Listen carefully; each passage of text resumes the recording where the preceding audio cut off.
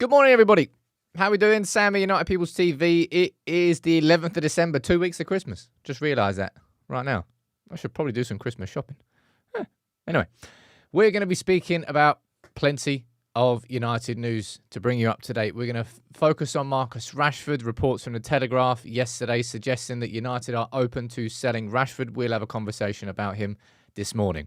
Also, Fabrizio Romano confirming reports that came from Paraguay that United are in talks to sign 17-year-old left-back Diego Leon. Who is Diego Leon? I'm going to bring you some top-level information on him. I'm going to do a little bit of a deeper video at lunchtime today. That will still be very top-level, but give you a bit of an insight into who United are trying to sign. And it marks in my opinion, another example of United's shift towards a different transfer strategy that I think will pay off for United in the long term in terms of building a squad. We'll also speak about Harry and Mass. We'll speak about Jim Ratcliffe, Dave Brailsford, Dan Ashworth, more changes from Ineos, conversations around those, as always. It has been a busy morning, but it will be a busy time for United right now. We've got a game every 3 days and lots of changes happening, and we've got the January transfer window coming up, which I don't particularly think will lead to much, but we'll find out. Let me see who's here from the member gang and from the mod gang. I'll say hello to everyone and we'll get straight on with the show. Good morning to you, Carl. How you doing? Ricky, good morning to you, dude. Gifted 10 memberships. What a way to kickstart a show. By the way, I've had so many ideas for giveaways and prizes and a raffle for December. I should hopefully be able to get them started. I'm thinking at the start of next week, about 2 weeks late. You can blame moving house. That kind of put a scupper to any sort of December advent calendar plans I had, unfortunately. Good morning to you, Josh. You're there as always. We've got Akash, we've got Blake, Enzo, Ricky, Andrew, Vince, and we've got One Ton, Pyramid, and Lucas. Good morning to all of you. Please do all get involved. Please fire any comments, and I will try and answer as many of your questions as I possibly can throughout the show. Hellfire saying, is the Europa League game today? That is tomorrow. Tomorrow night. I'm guessing it's, what is it, is it 8 o'clock kickoff or is it 5:30? You know, sometimes you get caught out by the 5:30 kickoffs in the Europa League. I'm probably in the Champions League as well. Let me check. 5:45. Could have got caught out by that one. We play 5:45 tomorrow against Victoria Pleasant. So today's going to have to be a double video drop because I always had the Victoria Pleasant. It's starting 11 planned, but I'm going to be doing a video on Diego Leon now as well. So a little double drop. So make sure you subscribe. Let's get into the show. Now, this is quite funny. You see these going around yesterday like, oh, look, what's coming with Cristiano Ronaldo? Diego Dalot dropping some promo. Garnacho dropping some promo. I think De Gea dropped some promo. Maybe it's going to be a huge collab with Ronaldo on his new channel. Nah. He's just launched some new, I don't know what it is. Advanced recovery for athletes. He's selling like massage guns and bags and I don't know. You know the things like the kind of, it's like LED things going around your legs. Anyway, it's the aid recovery. My point is not fun at all. All right. Anyway, so that's quite disappointing. And another disappointment, unfortunately. Is the under-19s yesterday got knocked out of the UEFA Youth League. They lost 2-1 away from home against AZ Alkmaar, who I believe won the competition the year before. I think so anyway. They played them at Old Trafford and it was a 0-0 draw. So unlucky to the under-19s. Very, very strong squad, by the way. Had the likes of Ibrahimov in, Chido Obi Martin, Harry and Mass starting. Yeah.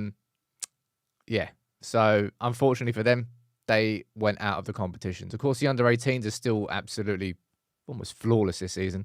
And we've got a mini documentary ready to go on the under-18s, which is one of my favourites. Keep focusing on the quality on the channel. Someone down there saying, Sam, you don't do live on Facebook anymore. No, I mentioned that last week. I've had far too many problems with the software. There's never any problems, touch wood, with the software on YouTube. It's always Facebook. That's why I've always had difficulties, because I'm streaming to 2 platforms at the same time, and Facebook just always throws up issues. And also, Facebook is just not designed for communities like ours.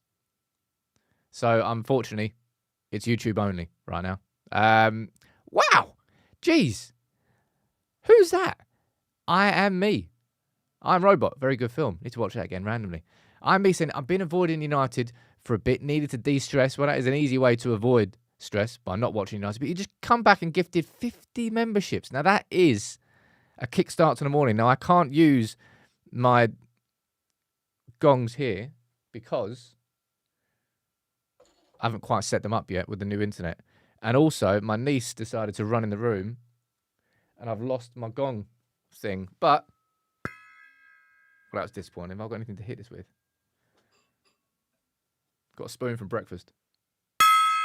There you go. Makeshift. Jonah saying, how do you do Christmas shopping when United play all the time? I don't. That's the point. I need to do Christmas shopping or I'm going to get into some serious arguments. Anyway, let's dive into the main part of today's show. And the two topics that we're speaking about will be Rashford and also we'll speak about Diego Leon, which I'm sure lots of you will be excited about. And I am too. Right? But Marcus Rashford. I think I got a little bit annoyed yesterday in the comments when I find that the discourse around Rashford is brutal, right? By comparison of other players.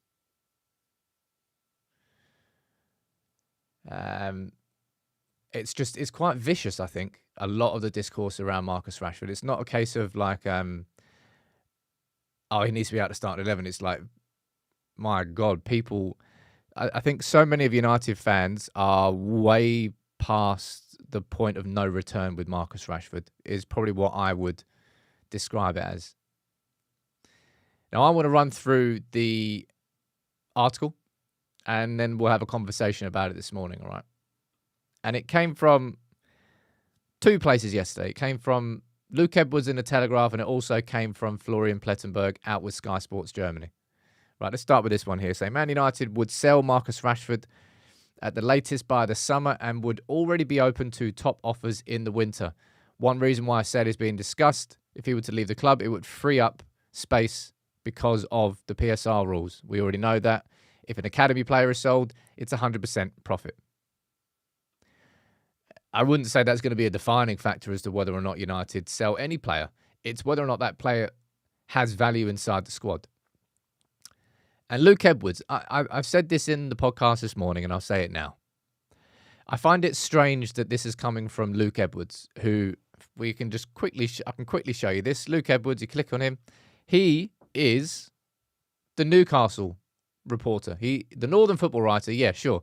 But everything he covers is Newcastle. You can go down there. Guardiola and City. I suppose there's nothing there from him. Luke Edwards, Newcastle. Luke Edwards, Newcastle. Luke Edwards, Newcastle. Luke Edwards, Newcastle. I found it strange that it was him who was writing this article. First thing I want to say there. It's not come from James Ducker from the Telegraph, who is the main Manchester United correspondent. But let's read through what the article says. Manchester United are open to selling Marcus Rashford amid lifestyle concerns, which is absolutely a Daily Mail headline. Let's say that straight away.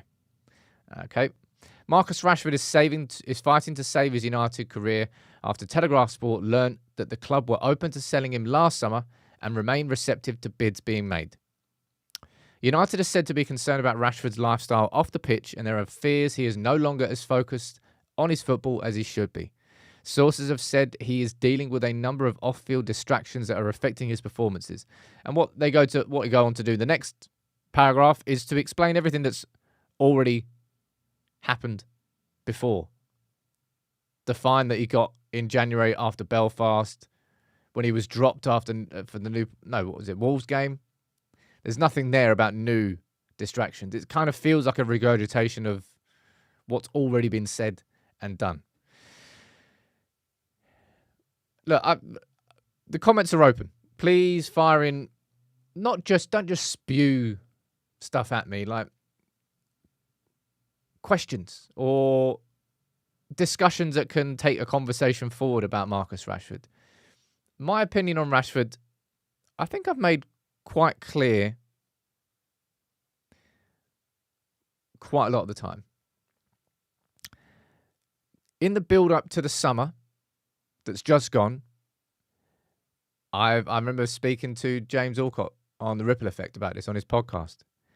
And I said, look, it wouldn't surprise me if Manchester United were to sell Marcus Rashford this summer, and especially if PSG come in for him, because I thought with Mbappe leaving on a free, I could easily see PSG coming in for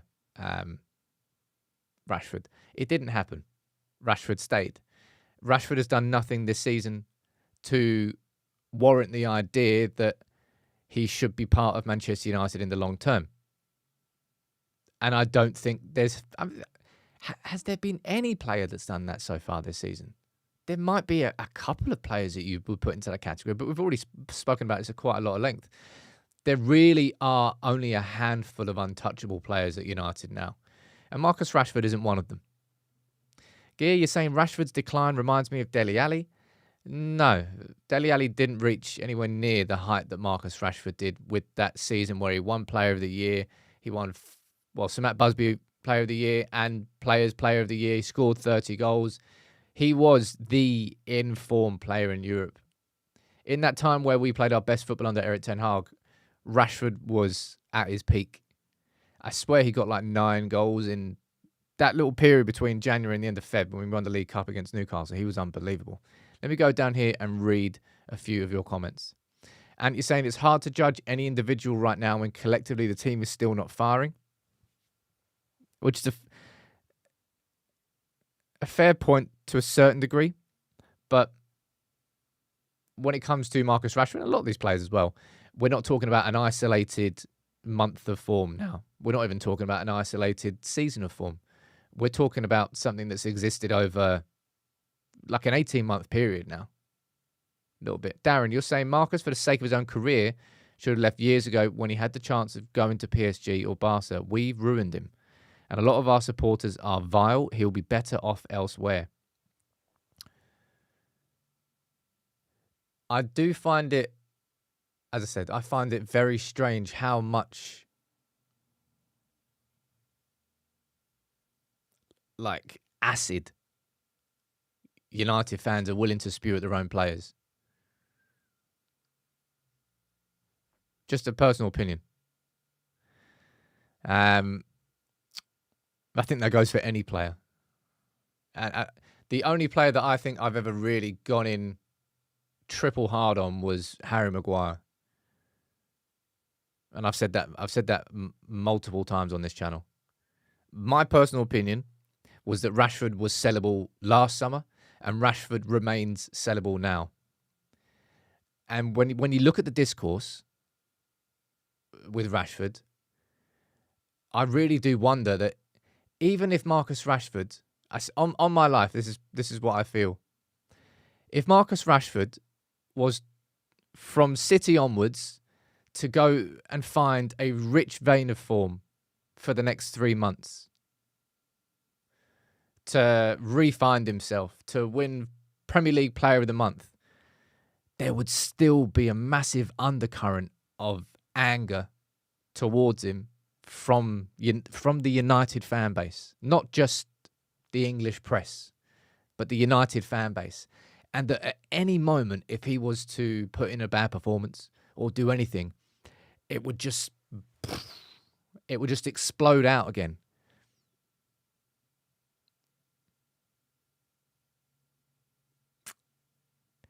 I feel like a lot of it is too far. If I'm being totally honest. And maybe I'll just put a poll down here, right? And I'll ask you a question. The question is not, do you think United should sell Rashford? Do you think Rashford will be a United player next season? Because by asking that as a poll question, it opens up another conversation, really. Because I do think United should be open to selling Rashford.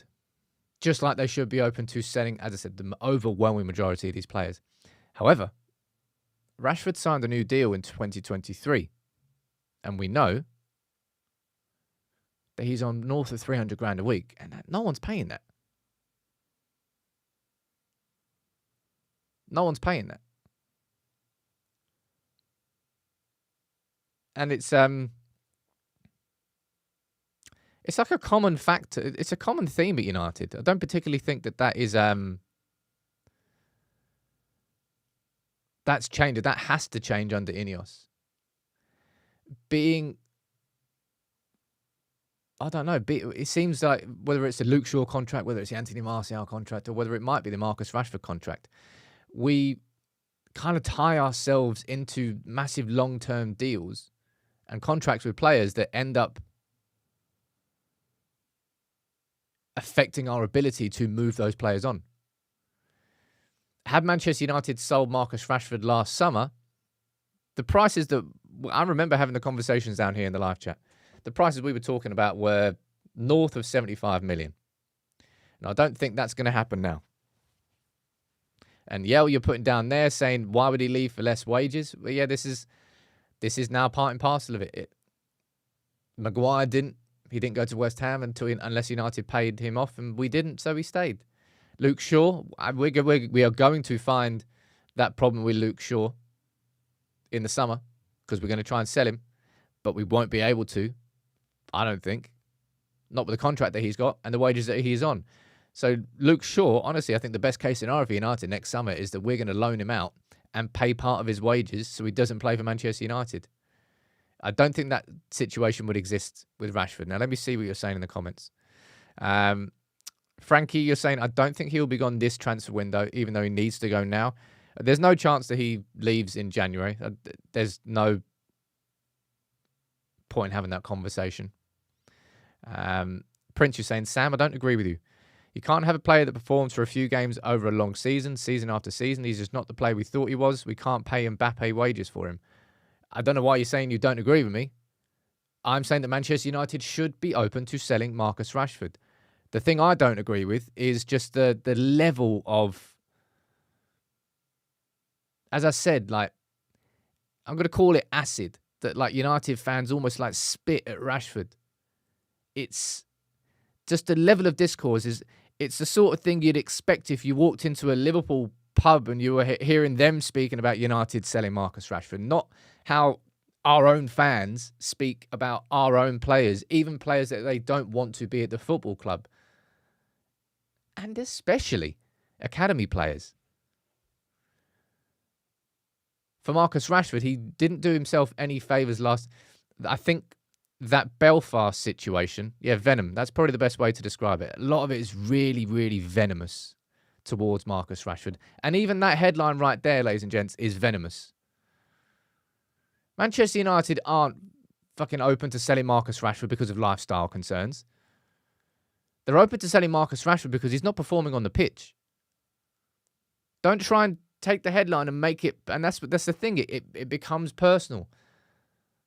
It becomes away from the football. The reason that Manchester United are considering selling Marcus Rashford, and should do, is because Marcus Rashford scored 30 goals as a footballer for our football club 2 years ago, and then has never lived up to that expectation. That's why we're considering selling him.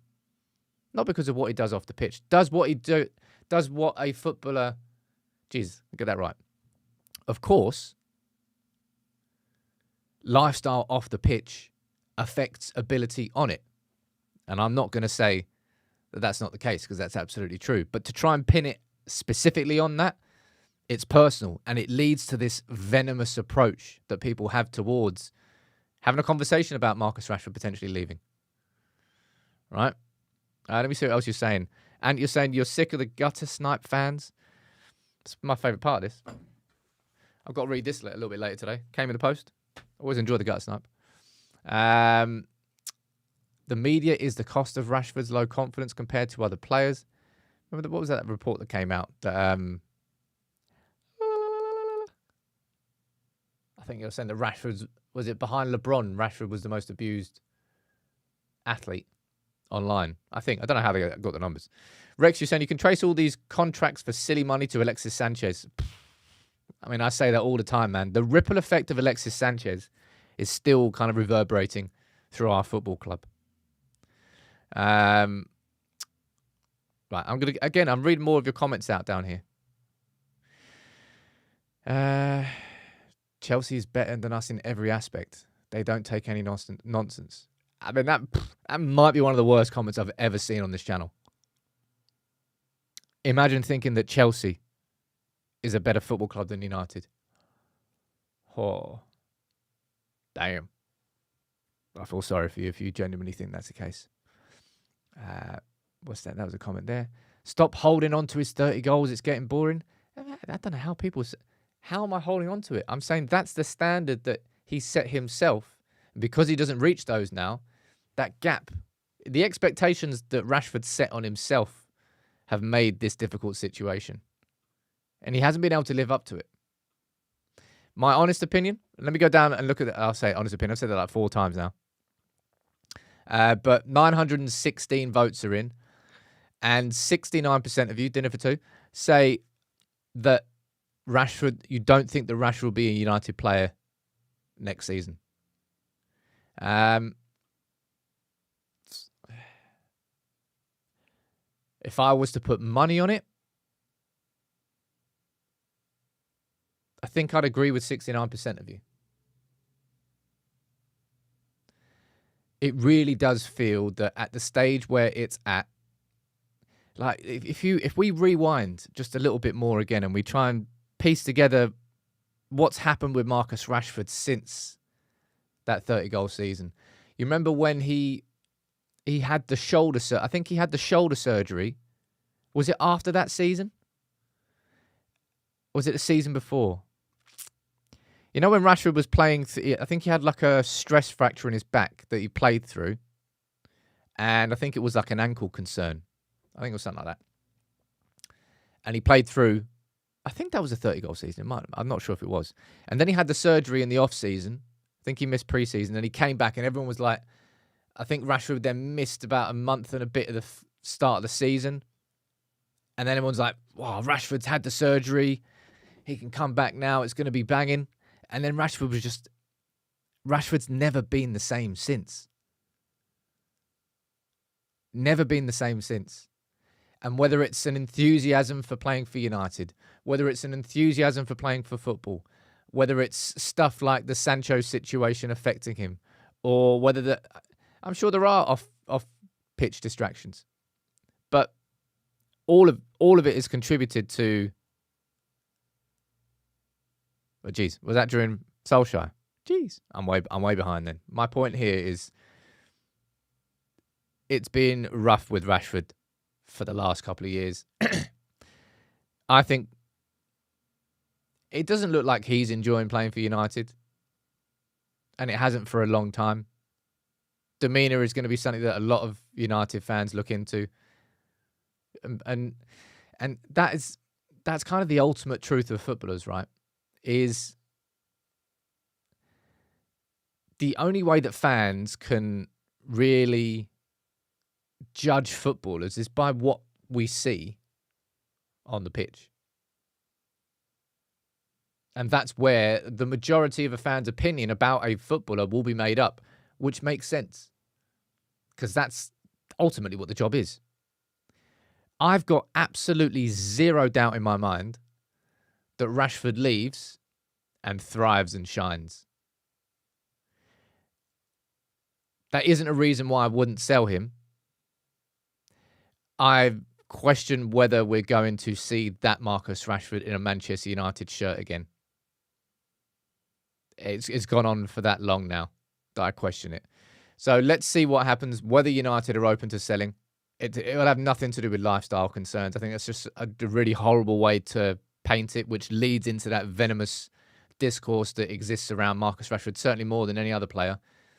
If he was to be sold, it will be sold because Manchester United don't think he's good enough as a footballer for our club anymore. And that's the reason why. And that same logic can be applied to Garnacho. And I want to quickly mention this, right? I saw all the discourse and I saw the video from Steve yesterday on Garnacho about the leaks. I'm not going to cover that on this channel just yet because it just feels a bit tabloid, if I'm honest. It's there's nothing proven yet. Of course, you can connect all the dots, but it's kind of like Twitter sleuths that have put it all together. Garnacho's had problems from Eric Ten Hag having to discipline him for being late in the first preseason to, I would probably say, an inflated sense of self-importance that came off the back of nearly 40 consecutive starts for United last season. But I won't be covering that just yet until sort of proof comes out around it, because I think that is, I think that's dangerous territory, if I'm being completely honest. So that's what I'm going to say on that. And right, that's let's end this Rashford conversation and let's end the Garnacho conversation. As I said, it's it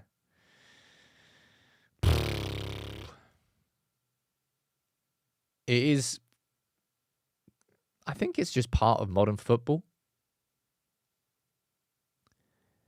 But it's crazy how venomous fans can be to players of their own football club. You'd expect a bit of needle and a bit of venom about other players. Right? Just part and parcel of rivalries. Football without rivalries would be boring as hell. But it's just, yeah, the level that some fans go to with their own players. And Rashford, nobody reaches the level of that at United.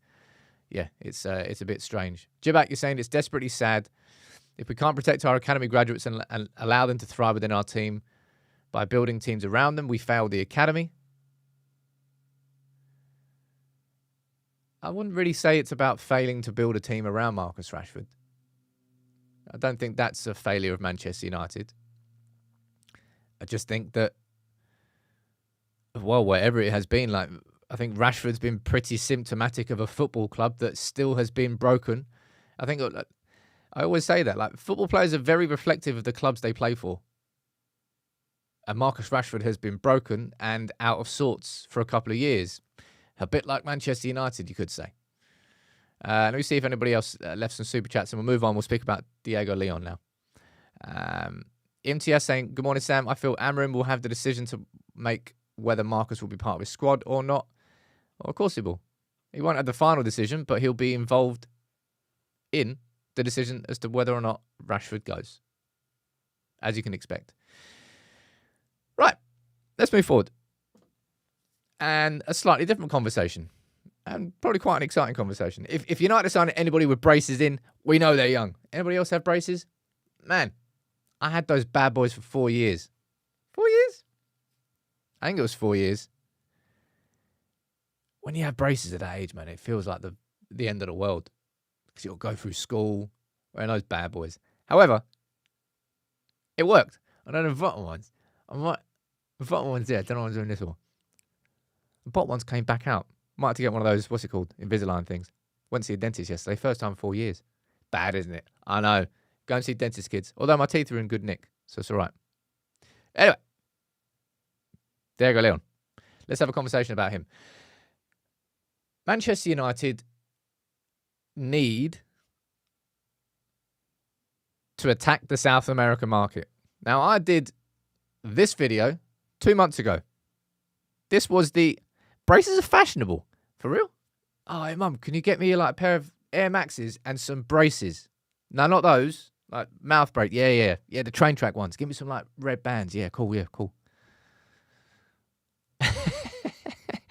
Don't want braces, but if you need them, you need them. Anyway, this is a video I did on United and how we needed to go into the South American market. Di Stefano, Maradona, Messi, Ronaldinho, Ronaldo, Riquelme. The list of legendary South Americans who have graced European football is endless. And that was just the tip of the iceberg. European clubs like Real Madrid, Barcelona and Benfica have long understood the value of the footballing goldmine that is South America. Right. That's a lovely little, if I do say so myself, 7-minute 20 video for you to watch at lunchtime today. I'll drop the link in the comments. But Manchester United have not been anywhere near active enough in South American markets for a long time now, right? You look at Real Madrid and what they've done over the last few years with Vinicius Jr. and Endrick and Rodrigo, and you look at Real Madrid and Barcelona are kind of the two top super clubs who do this. Vitor Roque, of course, hasn't quite worked out for Barcelona, but Chelsea, I don't know who they've signed. They signed like 500 players, I don't really know. And then you've got Brighton, who have done so much good business. Julio Enciso, who came from Paraguay. And now we're having a conversation about this lad. First thing you might notice, dude's a unit. And I'm going to bring you a lunchtime video where I've done some sort of top-level research about his game time this season in Paraguay and what those who have been watching his breakthrough season have been saying. Jeez.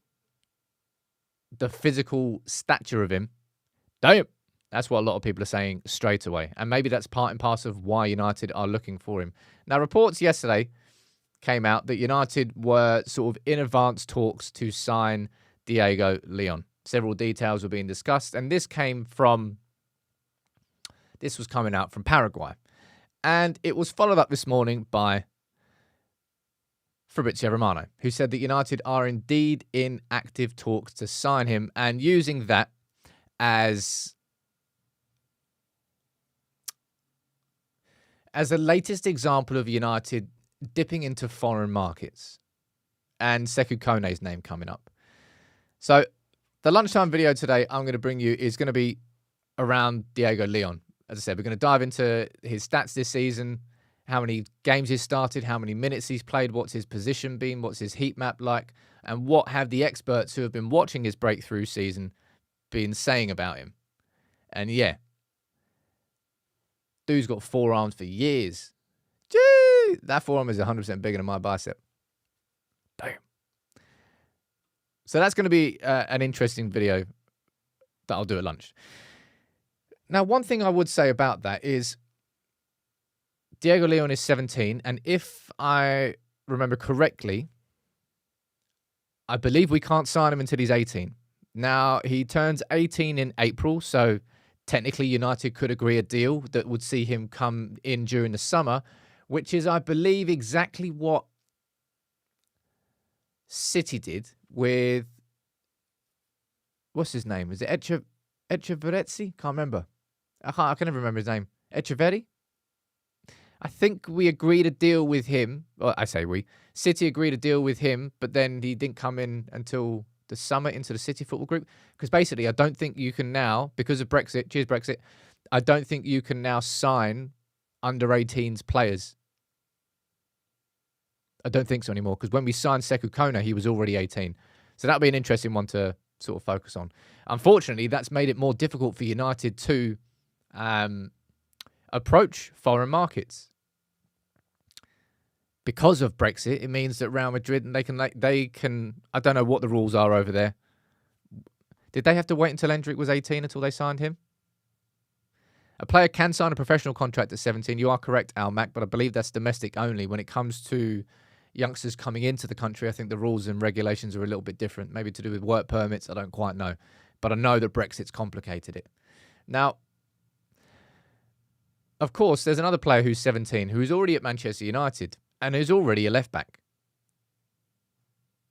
Ross, I think you're right down there. I think you can sign under 18s players, but they can't move until they're 18.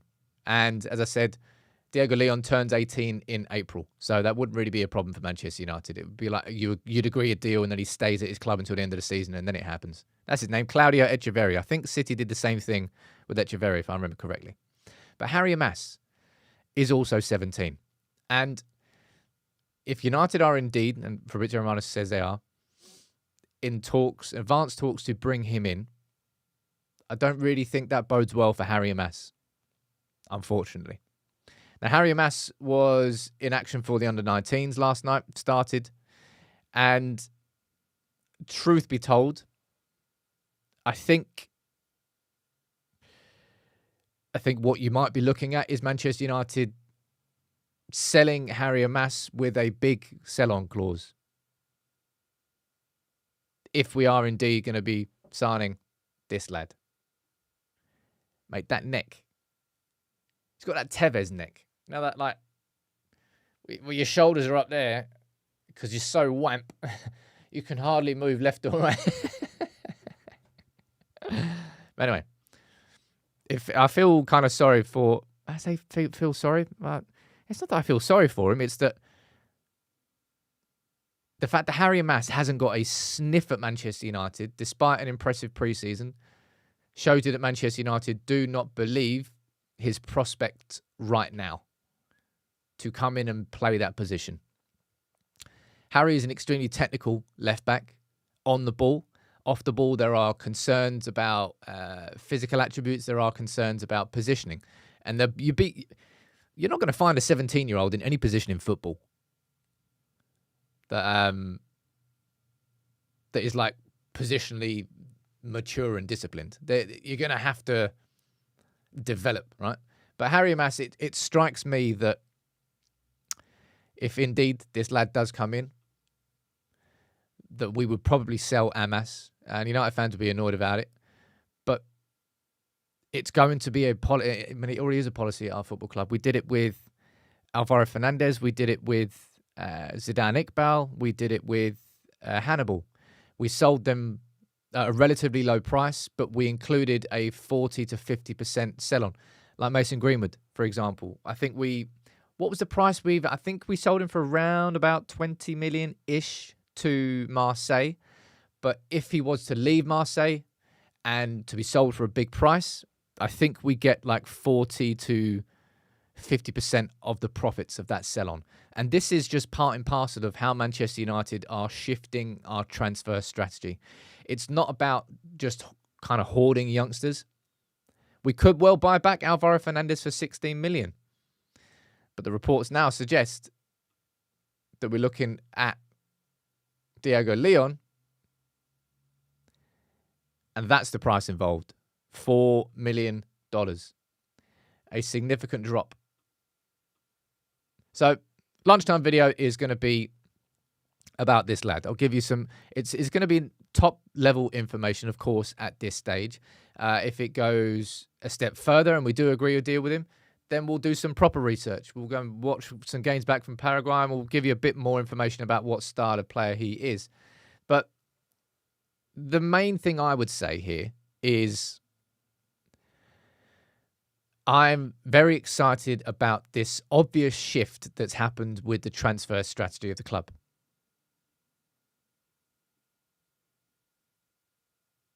It's so necessary. Sekou Kone, signing him from Gidars FC in Mali for 1 million. Does it guarantee that Sekou Kone is going to be a wonderful superstar for our football club? No, it does not. But you'd be surprised if Sekou Kone wasn't a Manchester United player for a couple of years and we didn't then, he either breaks through and we've got a star in our hands, which is ideally what we want. But if it doesn't work out, we'll be able to sell Sekou Kone for a profit. And if you then build up, and it's kind of, I'm not saying that we should, like Jonathan, you're saying down there, it's like copying the Chelsea model, stockpiling youth. I don't think that we should be stockpiling anything. But players like Diego Leon, players like Sekou Kone, this shift towards signing younger players and building them up is something that I think will pay dividends in the future. That's how you can, in my opinion, really build a squad. And if it doesn't work out, you create funds for yourself to then go again. The risk reward for these sorts of signings, I think, is way more reward than risk. Eric, you're not happy down there saying, selling a 17-year-old quality on-the-ball player because of physicality is stupid. Obviously, he will need time to physically develop. Well, yeah, Paul Scholes would certainly fall into that category. No one really gave him a chance, and he never really physically developed, but he bloody worked. United, I think, I don't know, just my personal opinion, I think United know that we can't sign weak players anymore. Now, the Mason Mount one, for example, was a massive misappropriation of £60 million.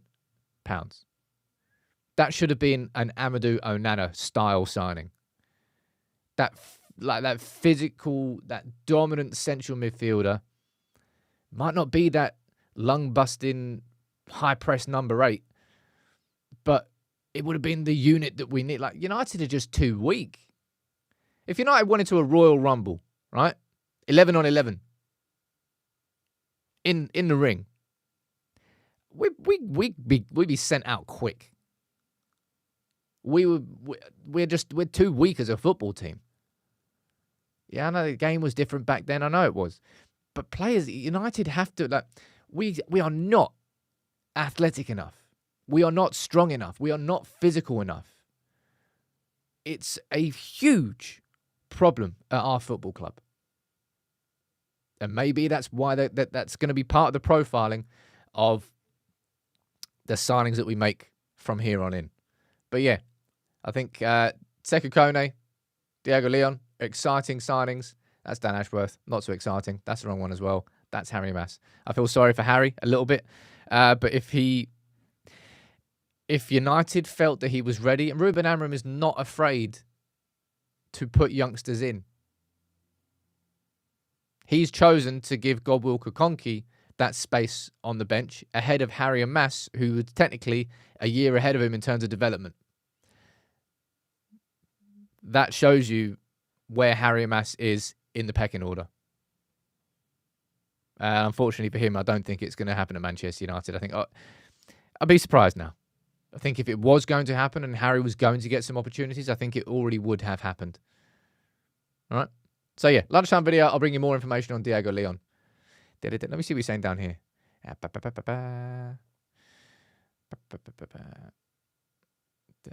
Jonathan, you're saying correct. They are soft. We need physical and athletic in the team to complement quality. Yeah, we've got some technical players. We've got some athletic players. Very few of them. If United did a bleep test, could you imagine how crap the results would be on a bleep test?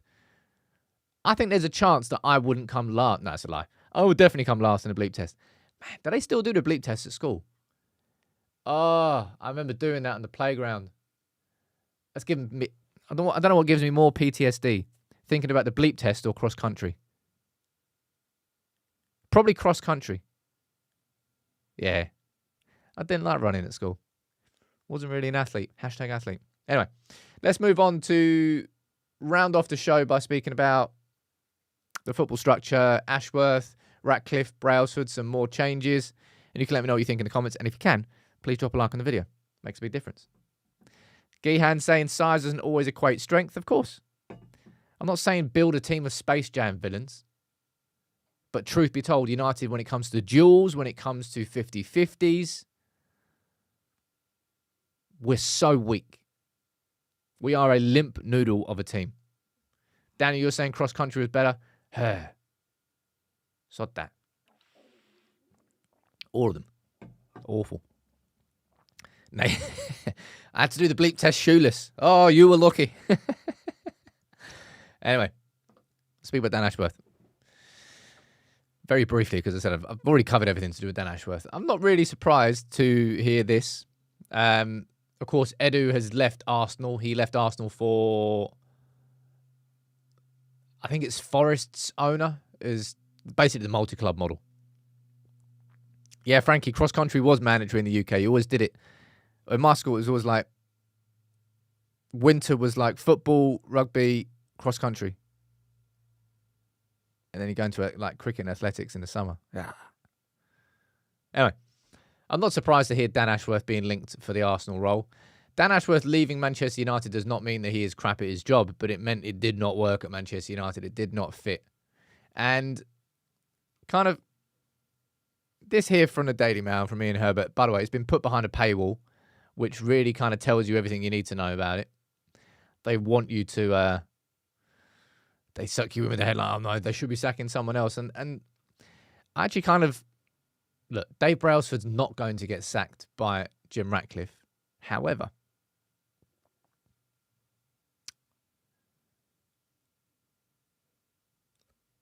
the Dan Ashworth situation does fall, in my opinion, at the feet of Dave Brailsford. Because he was the one who created... It's been widely reported that Ashworth was an Ineos appointment. So Brailsford got that massively wrong. And I really hope that Brailsford over the course of the next 12 months really steps away from Manchester United. Really, I think he's very hands-on right now, and I don't want him to be hands-on. And the same goes for Ratcliffe. Anyway, wouldn't be surprised if he went to Arsenal. And a final point on this, which I said yesterday, and it won't come as a surprise if United don't bring in another sporting director, but maybe bring in so basically you'd see Wilcox and Barada take a lot of what Ashworth's responsibilities were, and maybe we bring someone in from just a recruitment perspective to work with Chris Favell, who's going to be heavily involved in the January transfer window. I think that's what I expect. King of 2206, we're never going to be United of old again. Why not? Football is cyclical. Football shifts and changes. Do I expect United to win 13 titles in 20? Well, maybe not. Maybe not that level of dominance, but United will be back. Got absolutely no doubt. There's something that happened yesterday.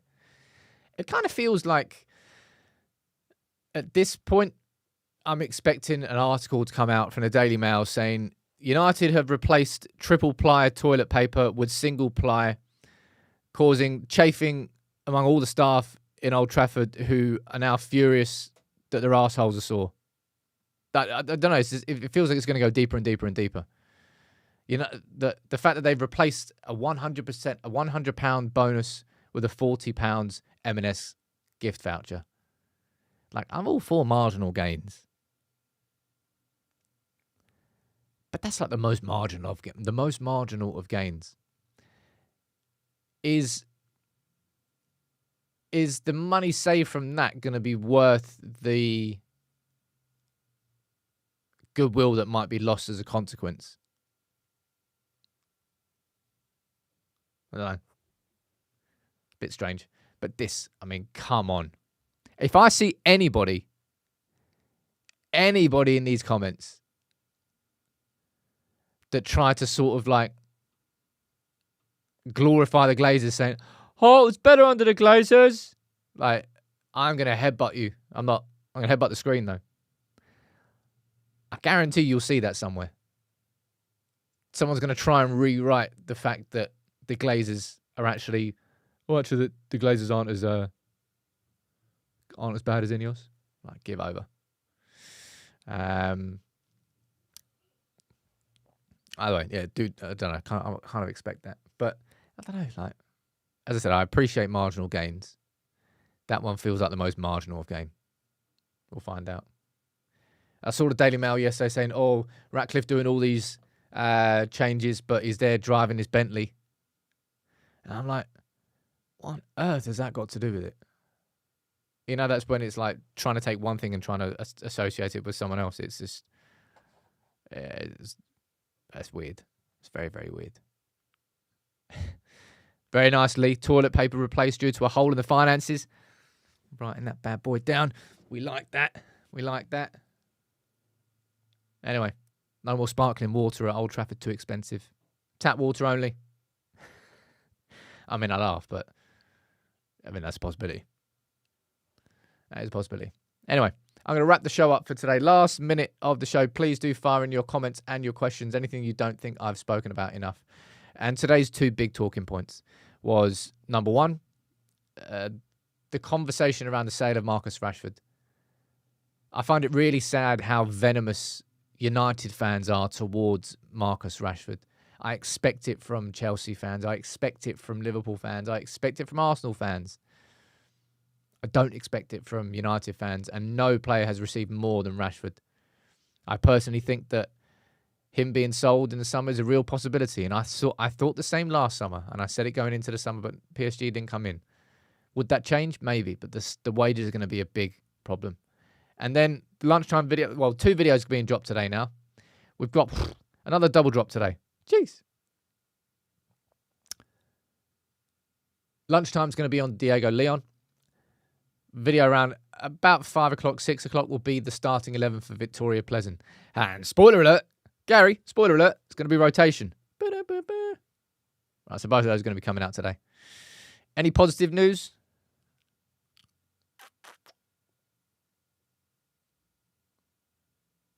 United play tomorrow? Don't know. Sam, what's for Christmas? What do I want for Christmas? Someone can buy me a house. That'd be lovely. That'd be really nice. Right, I'll give you my bank details. That'd be good. But look, big up to everybody. Thank you all for tuning in, as always. I appreciate your comments. I'm me. I don't know who you are. I haven't seen that name before, but you gifted 50 memberships, and you're a legend for doing so. Thank you very much. Even got the OG gong out with the spoon. All right? Makeshift, but it worked. Take it easy, everybody. I'll be here, of course, tomorrow morning at 10 a.m. I'll be here at lunchtime today and 6 p.m. today. It's a busy day, so make sure you subscribe. Take it easy.